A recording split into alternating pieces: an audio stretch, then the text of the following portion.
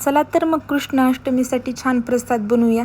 त्यासाठी एका कढईमध्ये 2 चमचे तूप घ्यायचे आणि त्यामध्ये खवलेला ओला नारळ 8 वाटी घ्यायचा आहे।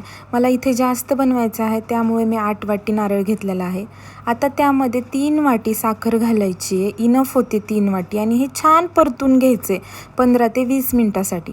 त्यानंतर एक अर्धी वाटी मिल्क पावडर आणि अर्धीच वाटी साय घ्यायची आहे। दोन्हीचं छान मिश्रण बनवायचं आणि नंतर ते खोबऱ्याच्या मिश्रणात ॲड करायचे आणि आता हे सर्व छान परतून घ्यायचे आपल्याला 15 ते 20 मिनिटे।